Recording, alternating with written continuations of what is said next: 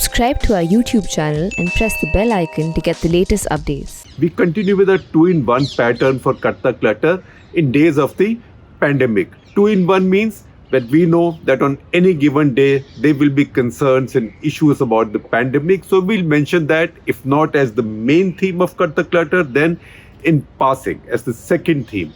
And if there is something else which deserves attention, we'll look at that as the main theme or sometimes as the second theme. So today, the main theme is something that's come out of China, and I will mention the pandemic or one aspect of the pandemic in passing towards the end. So this news coming out of China, very interesting. And it's very interesting because, one, China is a very important global power, big economic power. It's also India's neighbor, with which India has such a huge border, the longest border. Also a country which is an adversary, in fact, India's strongest adversary. So it's important to also understand an adversary better.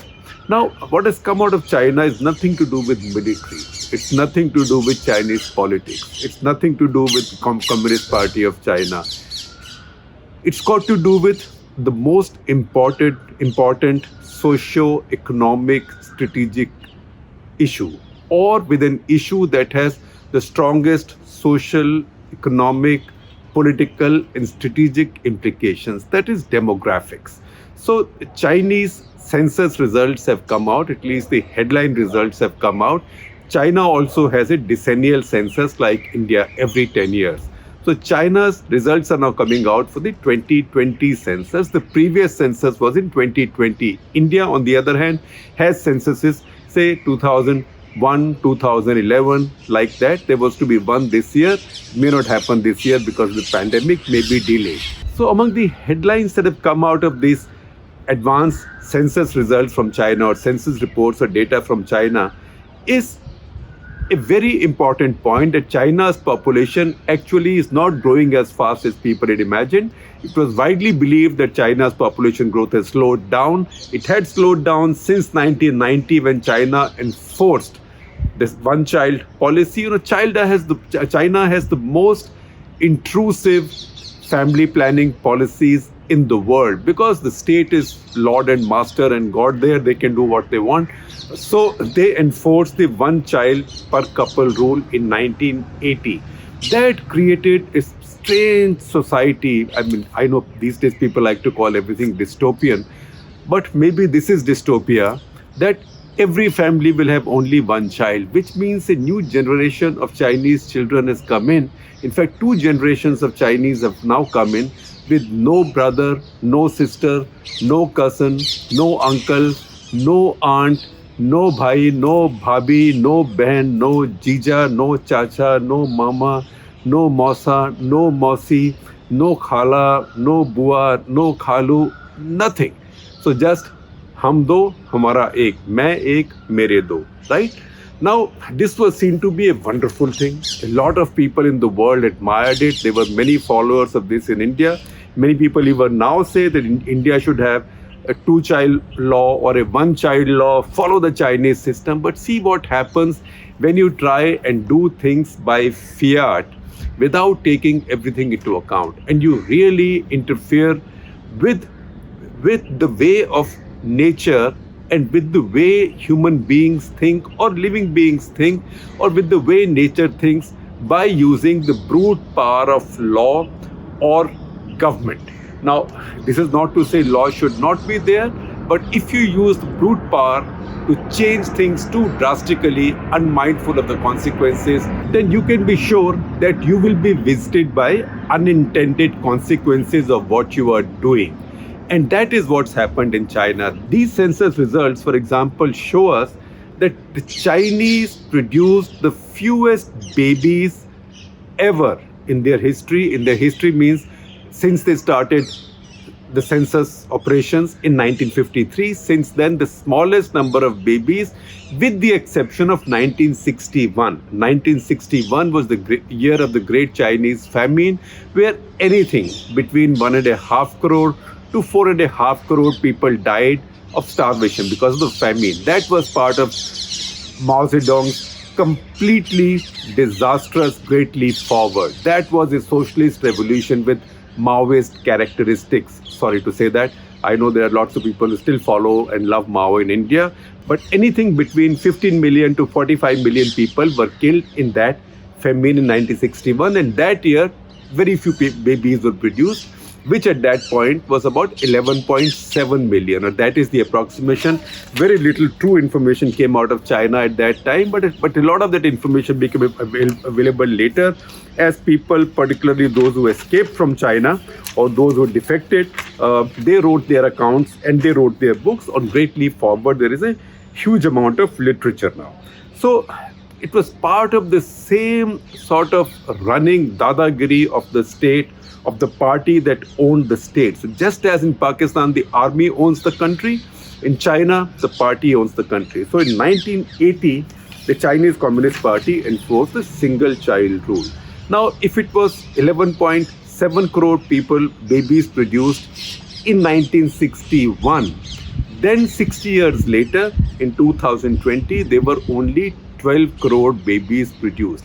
Now, you might have said this is the pandemic year, although, the general folklore seems to be that in the pandemic year, people produced more babies because they were at home.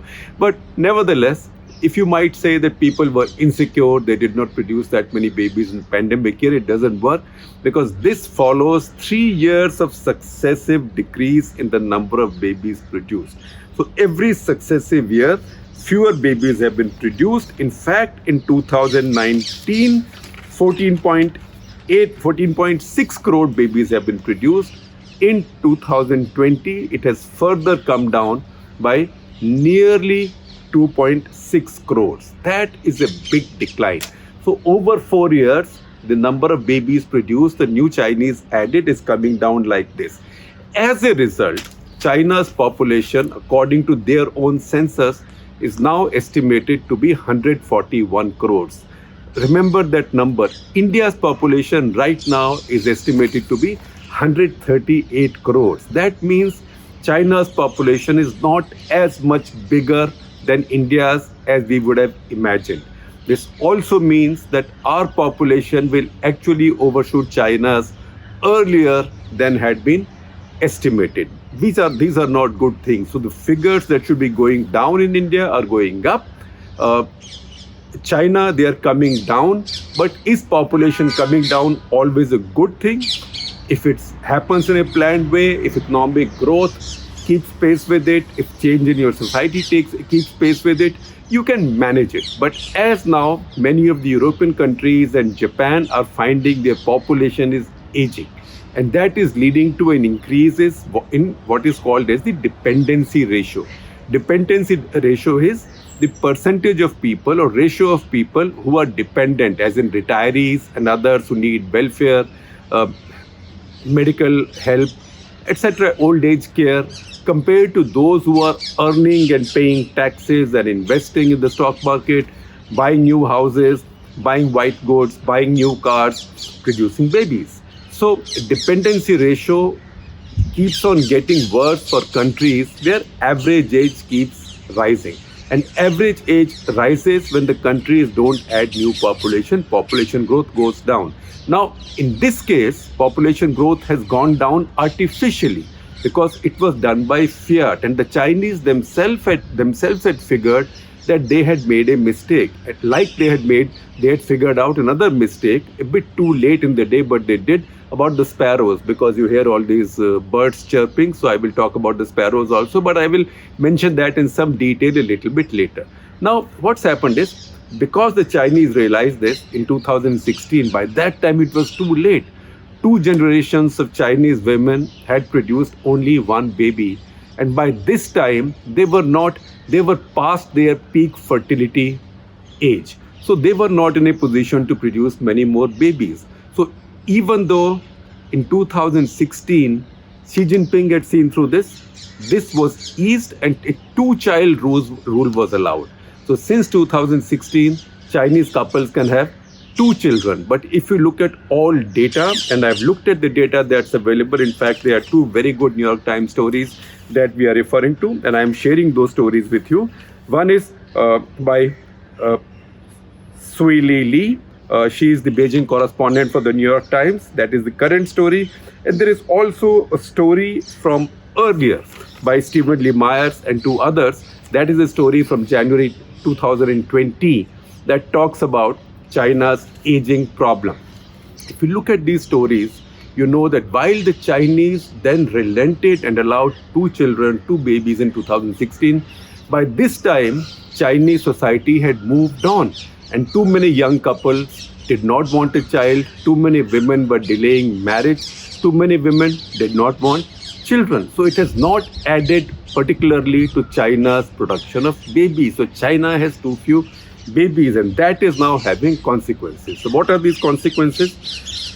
One, this stunted growth means this will also slow down China's march towards being a global superpower. This will definitely now slow down the availability of manpower for China's industry, for China's economy. China does not like immigration, so they are not going to renew their population or get young people through immigration as the Americans do. So Chinese will be caught in a similar kind of situation, say as in Japan. They are far away from being Japan, but remember, already China's mean age, that is average age, is 38 years. For comparisons, India's is 28 years. So India is a much younger country than China.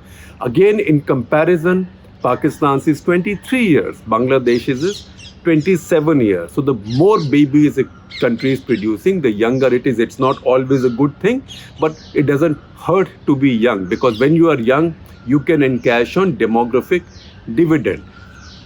The problem in India might be that we are wasting our demographic dividend, and while our demographic dividend would have been squandered away in Hindu, Muslim and this and that, etc., and this caste, or Brahmin, Thakur, Bhumihar, Yadav, Dalit, etc., time may pass us by and we may begin to get an older society. But let's focus on China right now. So China is getting older, and because they are getting older, and because they don't have enough manpower, energetic, young, ambitious people, and because their dependency ratio will now go up and put pressure on their very badly underfunded pension system, on their public health system, on their old age care system. And when they grow old, there'll be too few young people, too few children and grandchildren to look after the old people. So all those sins of a birth control by law and by dadagiri and by danda, a lot of people have nostalgia about this. Sanjay Gandhi tried it also. Dande se bachche kam karayenge. Uske baad mein there are consequences and you pay for it. So Chinese are now paying for it. Now this all estimates tell us that this one child of policy of 1980 prevented 40 crore births in China. 40 crore is a very large number. 40 crore births in China, but at the same time, it has made China much older before it could get genuinely rich. Now, China may be 5 times as rich as India, but that is not rich by global standards. So China has shot itself in the foot, basically demographically, and this truth is now coming up and is becoming evident. Between 2010 and 2020, China added 7.2 crore people. It sounds like a lot of people. It's more than the population of most big European countries, say in the same ballpark, but a bit higher than Germany, Britain, France, etc., etc. But it is not enough people. On the contrary, although India's census is delayed, I would say India's population growth is estimated to be somewhere around 12 crores in these 10 years. So not a very good thing that India's population is growing that fast, but I'm just using this to put China's population growth in perspective and why this is becoming a problem for them. Now at the same time in China, because they've become now richer than countries like, say, the competition that they have in terms of the size of population, at least, that is India. They've become much richer, 5 times richer than us. So they have many more working women who want to postpone marriage, don't want to produce children. They have many more of what is called as DINKs, D-I-N-Ks, double income, no kids couples. Usual growing economy, growing society, prospering society challenges.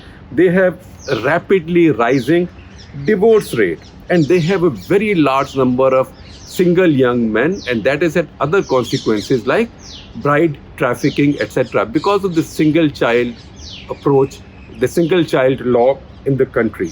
Then they are now aging. So if you see examples of aging, and I picked this data from these New York Times stories, the number of percentage of Chinese over the age of 65 is now 13.5%.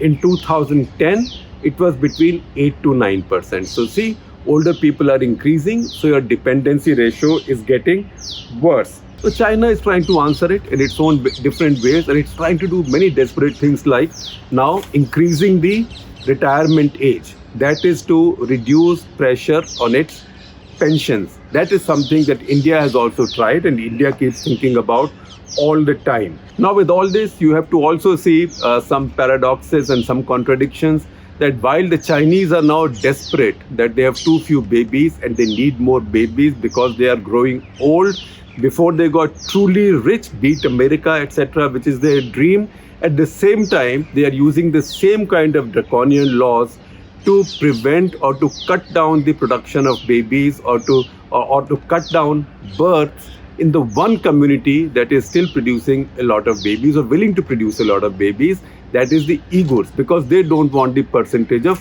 Muslims or the Uyghur ethnicity going up. So these are paradoxes that you see in terrible dictatorial systems, and China to that extent is one. And there are lessons for that, lessons in that for India. For example, if you look at China's population growth rate, in the last 10 years, it's been 0.53% per year. In the previous decade, it was 0.57%. So it's declined. But the fact is that China has controlled its population artificially quite some time back. India has taken its time. In India, it's happened as society has evolved, as the economy has evolved, as people have become more aware, as infant mortality, maternal mortality has come down, as India's healthcare, with all its flaws, has become better than before. India's birth rates have also declined drastically. So approximately you can say that India's net growth rate, population growth rate now is about twice as high as China's, but it's very low by Indian standards. In 1961, a typical Indian woman in her reproductive age, reproductive cycle, in her reproductive years, produced 6 babies on an average. Today it's 2.2. That's a big improvement. But in China, this census shows it's down to 1.3, which for a still developing economy is too low. Again, if you look at India, there are many states in India, the more progressive, developed states, states which have better state capacity, particularly states in the south, actually mostly states in the south, there this fertility rate for a woman is about the same as China's, or in fact in some cases even better. But states which are otherwise shambolic in terms of their state capacity, their governance, states like say UP, Bihar, etc., they are much higher. So India gets an average of 2.2 per woman, 2.2 babies per woman over a lifetime of fertility. Pakistan, in comparison, just for comparisons, is 3.51, so that is more than 1.5 times India's. Bangladesh is marginally lower than India's 2.04, so again it tells you that Bangladesh delivery of healthcare, awareness, economic growth, etc. Are healthy, as are their social indicators. So you look at all this, and there are few things that you take. One, you understand that forcibly implementing a policy, particularly when it deals with human beings or nature like this, can have consequences. So this should sober down those who say, let's have a law for birth control. It's not work for China, it will not work for us. Second, it tells you that while it does look like India is very crowded, but the way we've been developing, if we keep developing, if our economy keeps growing, and we keep taxing it correctly and spending it on welfare, on medical facilities, primary health, etc., then by itself our people are aware they'll be producing for fewer and fewer children, as they've been doing for the past 50 years. Also, as the economy grows and more women go out to work, they will also delay their marriage age and also delay the production of children and also have fewer children.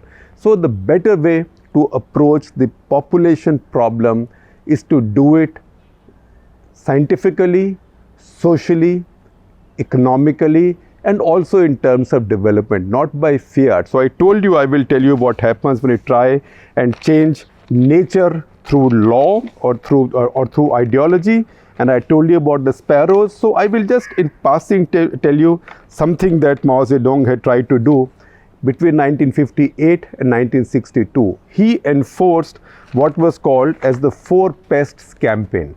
That means it was part of his Great Leap Forward, that if China has to have the Great Leap Forward, it has to banish 4 pests. So what were these pests? They were rats, mosquitoes, flies, and sparrows. So sparrows were to be banished because of the belief that sparrows ate up too much of the grain. And they said one sparrow in a lifetime eats up this many pounds or this many kilos of grain. So they destroy all our grain. So if we kill all the sparrows, there will be that much more grain. So they started killing the sparrows. By 1960, a top Chinese ornithologist stood up and said, this is a stupid thing to do, this is wrong, because sparrows also eat up a lot of harmful insects.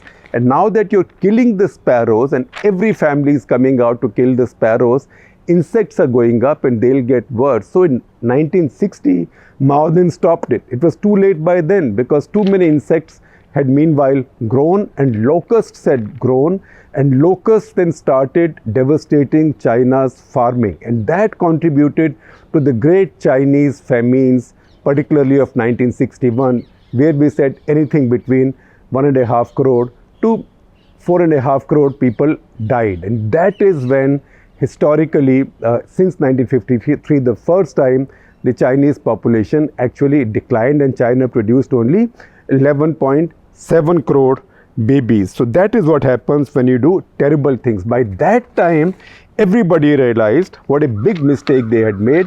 So they even ended up in 1960-61 importing 250,000 of sparrows from the Soviet Union, which was then a socialist or a communist ally, to once again populate China with sparrows. By that time, it was too late, and China suffered the consequences of that bad, ill thought out, arrogant policy for quite some time. And some of the sins of another such arrogant policies now seem to be visiting China, which is what this census shows. Now this, and I told you in passing, I will mention one aspect of coronavirus, COVID, that is this business of new variants. So many people are getting very exercised. Why is the WHO calling it the Indian variant, what's been found in India and which is very infectious? That is the B.1.617. Government of India today said that WHO has not said so. Now I know that we are sensitive nationalisms in a way. So we get hassled, the Chinese get hassled. If you say Wuhan virus or the Chinese virus, which is why Donald Trump used to say again and again, basically to shove his finger in the eye of the Chinese. So there are other countries who don't bother. For example, the British virus, that is B.1.1.7, which has been the most prevalent over the past few months in the world. Nobody has particularly complained in Britain that why do you call it the British variant or the Kent variant. Nobody bothers, but in India we are sensitive. So the WHO has said this is not an Indian variant, but the fact is that colloquially and in popular language, people tend to identify a virus in terms of where it comes from.